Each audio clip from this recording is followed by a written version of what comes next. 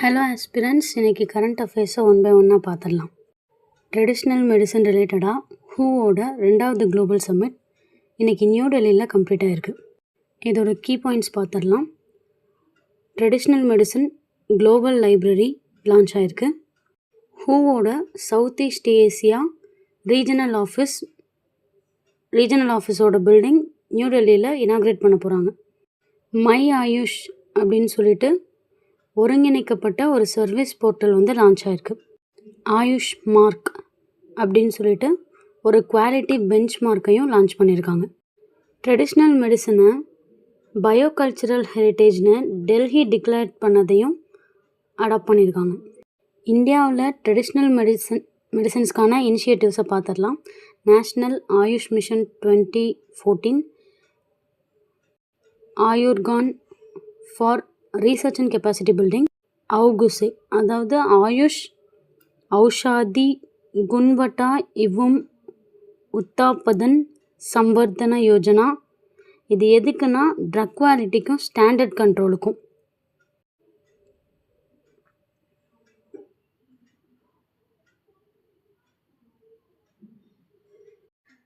லோக்சபாவில் securities market code 2025 bill submit பண்ணியிருக்காங்க.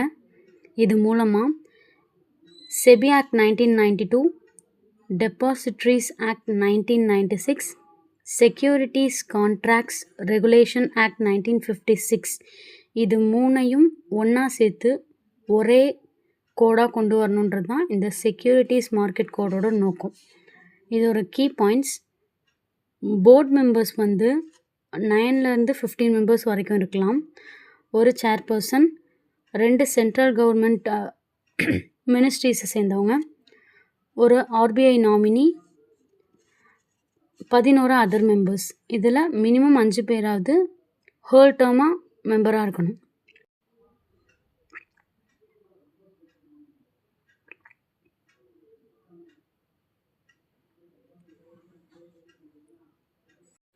Recent supreme court கேஸில் கார்ப்பரேட் சோஷியல் ரெஸ்பான்சிபிலிட்டியை கான்ஸ்டிடியூஷனல் டியூட்டின்னு சொல்லி உறுதி செஞ்சுருக்காங்க.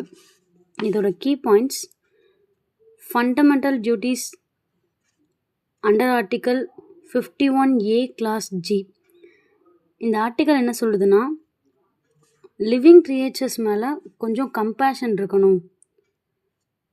பிகாஸ் இந்த கார்ப்பரேட் இண்டஸ்ட்ரீஸில் இருக்கிற கம்பெனிஸ் நம்மளோட நேச்சுரல் வெல்த்தை நிறையவே எக்ஸ்ப்ளாய்ட் பண்ணிகிட்ருக்காங்க. For example deforestation, over exploitation of வாட்டர்னு நிறையா விஷயத்த, இயற்கை வளத்தை நிறையவே அவங்க யூஸ் பண்ணிக்கிறாங்க, அளவுக்கு அதிகமாகவே பயன்படுத்திக்கிறாங்க. அப்படி இருக்கிறப்போ அதை காப்பாற்றுறதும் அவங்களோட பொறுப்பு தான். அந்த பொறுப்பை லீகலைஸ் பண்ணுறதுக்கு தான் இந்த கார்ப்பரேட் சோஷியல் ரெஸ்பான்சிபிலிட்டி. இது ஒன்றும் சேரிட்டி கிடையாது, இது அவங்களோட கடமை.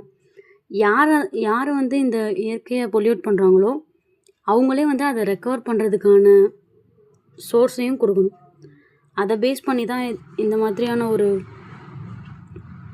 கான்ஸ்டிடியூஷனல் டியூட்டியை மறுபடியும் என்ஷூர் பண்ணியிருக்காங்க. இதுக்கான legal points section 135 companies act 2013 இதை தான் சொல்லுது. அண்ட் ஒரு கம்பெனிஸ் யூஸ் பண்ணக்கூடிய அவங்க பொல்யூட் பண்ணுறதுக்கு ஏற்ற மாதிரி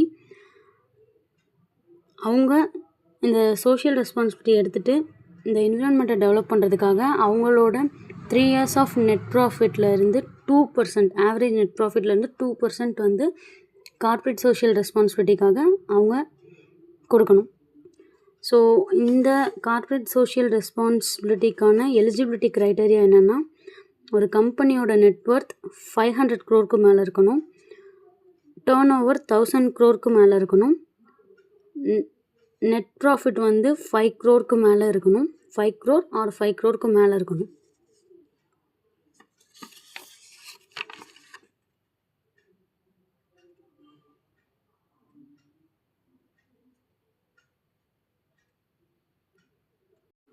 ரிஸ்க் பேஸ்டு டெபாசிட் இன்சூரன்ஸை ஆர்பிஐ அப்ரூவ் பண்ணியிருக்காங்க. இதுக்கு முன்னாடி யூனிஃபார்ம் ப்ரீமியம் இருந்துச்சு. அந்த யூனிஃபார்ம் ப்ரீமியமில் ₹100 டெபாசிட் பண்ணால் அதுக்கு 12 பைசே வந்து ப்ரீமியம் பே பண்ணணும். இப்போது இந்த ரிஸ்க் பேஸ்டு ப்ரீமியம் வந்து நிறையா ரிஸ்க் இருக்க இடத்துல நிறைய ப்ரீமியம் கட்ட வேண்டியிருக்கும். ரிஸ்க்கு கம்மியாக இருக்க இடத்துல ப்ரீமியம் கம்மியாக கட்ட வேண்டியிருக்கும்.